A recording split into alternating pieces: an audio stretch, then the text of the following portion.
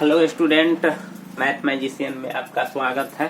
सबसे पहले आज हम आप लोगों को बता रहे हैं कि 10वां में आप परीक्षा देने वाले हैं 17 फरवरी से।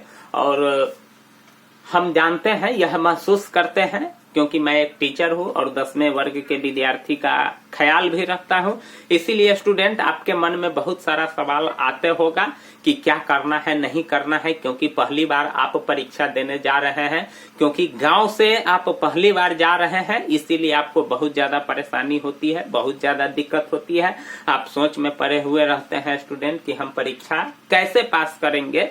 तो सबसे पहला बात है स्टूडेंट कि अभी भी आपके पास बहुत ज्यादा समय है तैयारी करने का, और अच्छे से आप तैयारी कीजिएगा तो आपको अच्छा कॉलेज भी मिलेगा, अच्छा रैंक भी मिलेगा। आप किसी भी सब्जेक्ट से पढ़ाई कर सकते हैं और आप बढ़िया अंक से प्राप्त करते हैं तो निश्चित है कि आपका भविष्य उज्जवल होगा। और हम आपके भविष्य की उज्जवल की कामना करते हैं कि आप अच्छे से पढ़ते रहें, आगे बढ़ते रहें।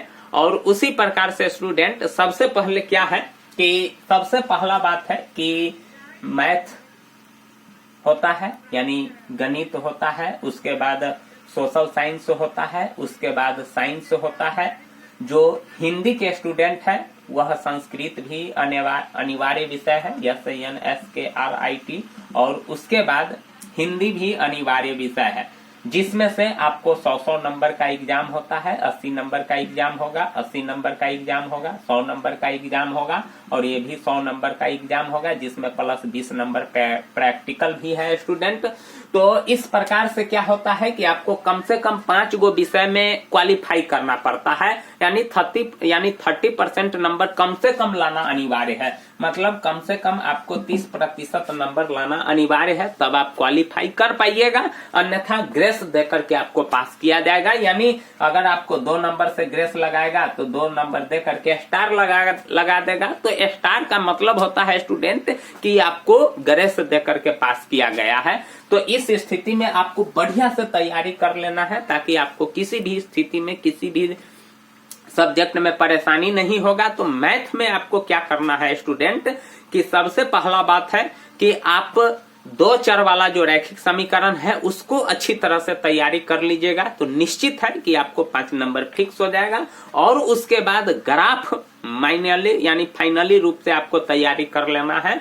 और अगर आपको ग्राफ समझ में नहीं आए तो प्ले लिस्ट में मैं एक वीडियो बनाया हूँ, अच्छी तरह से ग्राफ को कॉपी पर खींच करके बताया हूँ स्टूडेंट, तो आप समझ जाइएगा ग्राफ वहां से। तो 5 नंबर ग्राफ आपको वहां से मिल जाएगा स्टूडेंट। तो सबसे पहले ग्राफ को तैयारी कर लेना है, और उसके बाद 2 चर वाला रैखिक समीकरण जो x y का वैल्यू निकालना रहता है उसको आप अच्छी तरह से सीख जाइए। और उसके बाद एक रचना तैयार कर लीजिए और प्रमेय को तैयार कर लीजिए, या तो थेल्स प्रमेय तैयार कर लीजिए, पाइथागोरस प्रमेय तैयार कर लीजिए। और ऑब्जेक्टिव सवाल को अगर आप अच्छे तरीकों से हल कर लेते हैं तो निश्चित है कि आपको कम से कम 50-60 एवरेज मार्किंग तो निश्चित है कि आ जाएगा। अगर कम से कम स्टूडेंट, अगर कमजोर स्टूडेंट होइएगा तब। अगर आप में थोड़ा काबिलियत होगा तो 80 तक वहां पहुंच जा सकते हैं। इसीलिए स्टूडेंट कि सबसे पहले मैथ में इन चीजों को आप ध्यान पूर्वक पढ़ ले। उसके बाद सोशल साइंस और साइंस है, तो सोशल साइंस में खास करके आप राजनीतिक विज्ञान को पढ़े, अर्थशास्त्र को पढ़िए, इतिहास को पढ़िए।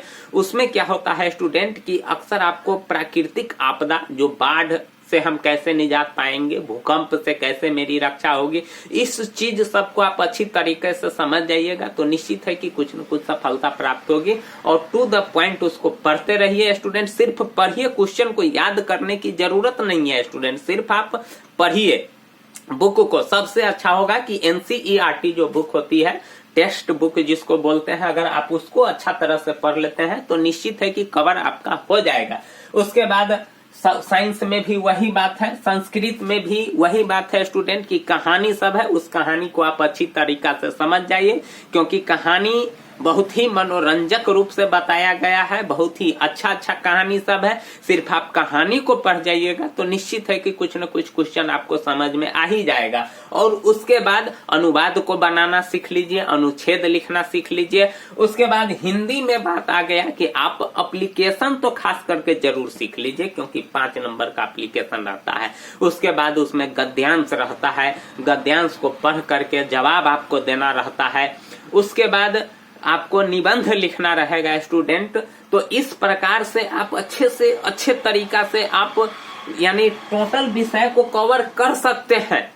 लेकिन उसके लिए आपको टू द पॉइंट अच्छा होगा कि आप एनसीईआरटी